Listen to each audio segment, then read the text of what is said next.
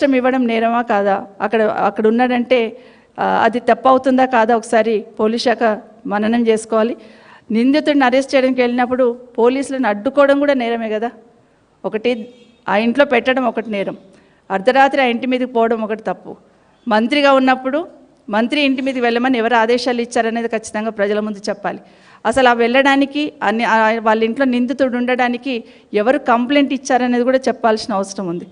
అసలు నిందితుడిని మంత్రి గారే స్వయంగా కారులో తీసుకొని వెళ్ళిపోతే దాని మీద విచారణ ఉండదా? పోలీసులు మరి అది తప్పా కాదా? సమాజంలో ఇట్లా ఎవరైనా తీసుకెళ్తే మీరు యాక్సెప్ట్ చేస్తారా? ఇది కాకుండా అసలు ఈ వివాదానికి కేంద్ర బిందువు ఎక్కడ సెటిల్మెంట్ జరిగింది? మరి అక్కడ ఎక్కడైతే సెటిల్మెంట్ జరిగింది అంటున్నారు, ఎవరైతే ముఖ్యమంత్రి గారికి చాలా దగ్గర ఉన్నారని అంటున్నారు, మరి వాళ్ళ దగ్గర సెటిల్మెంట్ జరిగింది అన్నప్పుడు అతన్ని కూడా విచారించాలి కదా. అతన్ని ఎట్లా వదిలేస్తారు? అదే కాకుండా ముఖ్యమంత్రి గారి నివాసానికి సమీపంలో ఈ ఇన్సిడెంట్ జరిగింది అంటున్నారు. మంత్రి గారి కూతురు ఏం చెప్పింది? అక్కడ ఎక్కడైతే సెటిల్మెంట్ చేస్తున్నారు అక్కడ గన్ కూడా ముఖ్యమంత్రి గారే ఇచ్చి పంపించారు స్వయంగా మాట మాట్లాడుతున్నారు. అసలు దీని వెనకాలంతా ఏం జరుగుతుంది అని పోలీస్ శాఖ కంప్లీట్గా విచారణ చేసి చెప్పాల్సిన అవసరం ఉందా లేదా ఒకసారి ఆలోచించాలి. ఈరోజు ముఖ్యమంత్రి గారి దగ్గరున్న వ్యక్తి దగ్గరనే గన్ ఉందన్నప్పుడు అది ఎక్కడి నుండి వచ్చింది, ఎలా వచ్చింది అని ఎంక్వైరీ చేయాల్సిన బాధ్యత పోలీసుల మీద లేదా?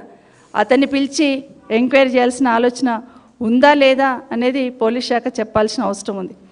ఇదే కాకుండా గన్ను వెపన్ టేబుల్ మీద పెట్టి బెదిరించింది అంటున్నారు. ముఖ్యమంత్రి గారే స్వయంగా గన్ ఇచ్చారంటున్నారు. మరి గన్ కల్చర్ కొత్తగా ఎక్కడొస్తుంది ఒక్కసారి ఆలోచించమని కోరుతా ఉన్నాను. అసలు ఏదైతే సిమెంట్ కంపెనీకి సంబంధించి డక్కన్ సిమెంట్ కంపెనీకి సంబంధించిన డైరెక్టర్ని మంత్రి గారు ఓఎస్డీ బెదిరించారంటున్నారు. మరి కూర్చొని సెటిల్మెంట్ చేసింది ఎక్కడ? ముఖ్యమంత్రి గారికి అత్యంత సన్నిహితంగా ఉన్న కాంగ్రెస్ నేత దగ్గర. మరి అతన్ని కూడా విచారించాల్సిన అవసరం ఉంది కదా. మరి అతని మీద విచారణ జరపాలి కదా. అతన్ని మీరు విచారించారా? ఇప్పటి వరకు ఎందుకు ఎక్కడైతే కూర్చొని ముఖ్యమంత్రి గారి ఇంటి వెనకాలనో పక్కలనో దగ్గరలోనో ఉన్న ఇంటి దగ్గర సెటిల్మెంట్ జరిగింది అంటున్నప్పుడు మీరు అతన్ని విచారించారా లేదనేది ఒకటి అవసరం. అసలు గన్ ఎక్కడి నుండి వచ్చింది, గన్ ఎవరిచ్చారు, గన్ బెదిరించాల్సిన అవసరం ఏమొచ్చింది, ఆ సందర్భం ఏంటి, ఇవన్నీ ఎంక్వైరీ చేస్తారు కదా. అవన్నీ చేసిన తర్వాతనే మీరు నిందితుని దగ్గరికి వెళ్తారు. మరి ఇదంతా ప్రజల ముందు ఎందుకు పెట్టలేదనేది ఖచ్చితంగా చెప్పాల్సిన అవసరం ఉంది. ఒక మంత్రి గారి కూతురే ముఖ్యమంత్రి గారి మీద ఆరోపణ చేసిందంటే వివరణ ఇవ్వాల్సిన బాధ్యత ముఖ్యమంత్రి గారికి ఉంటుంది. అదే కాకుండా ముఖ్యమంత్రికి అత్యంత సన్నిహితంగా ఉన్నతనే ఈ సెటిల్మెంట్ కూర్చున్నాడంటే ఖచ్చితంగా ఇది ముఖ్యమంత్రి గారు బాధ్యతగా చెప్పాల్సిన అవసరం ఉంటుందని మరొకసారి పోలీస్ శాఖను కోరుతా ఉన్నాను. ఇదే కాకుండా ఏ సిమెంట్ కంపెనీకి సంబంధించిన డైరెక్టర్ని పిలిచి గన్తో బెదిరించారంటున్నారో ఆ సిమెంట్ కంపెనీ డైరెక్టర్ని స్టేట్మెంట్ రికార్డ్ చేశారా పోలీస్ శాఖ వాళ్ళని కోరుతా ఉన్నాను. ఎందుకంటే అది చెప్పాల్సిన అవసరం ఉంది. అతను సిమెంట్ కంపెనీకి సంబంధించిన డైరెక్టర్ గారు స్టేట్మెంట్ రికార్డ్ చేస్తున్నారా? చేస్తే ప్రజల ముందు ఉంచాలి. ఎవరు బెదిరించారు, ఎందుకు బెదిరించారు అనేది తప్పకుండా చెప్పాల్సిన అవసరం ఉంది. ఇదే కాకుండా అసలు ఎందుకు వచ్చింది ఆరోపణ అంటే అర్థమవుతుంది. ముఖ్యమంత్రి గారికి ఇంత, మంత్రికి ఇంత, జిల్లా మంత్రికి ఇంత వాటాల దగ్గరనే కిరికిరి వచ్చింది అనేది స్పష్టంగా అర్థమవుతున్న సందర్భంలో అసలు ఆ వాటాలు ఇవ్వడానికి ఏ కంపెనీని అయితే పిలుచున్నారో ముఖ్యమంత్రి గారి వాటా ఇంత, స్థానిక మంత్రి వాటా ఇంత, లేకపోతే కన్సర్న్ మంత్రి వాటా ఏదైతే జరిగిందో నిజంగానే ఆ కంపెనీలకన్నీ అట్లా ఇచ్చుకుంటూ పోతే ఎట్లా కంపెనీలు నడుస్తాయి అనేది రాష్ట్రంలో అర్థమవుతలేదు. ఒకటి మాత్రం గౌరవ డీజీపీ గారిని నేను రిక్వెస్ట్ చేస్తూ ఉన్నాను, మీరు ఈరోజు ఈ కంపెనీకి సంబంధించిన వాళ్ళని కూడా పిలిచి ఎంక్వైరీ చేయాల్సింది కదా.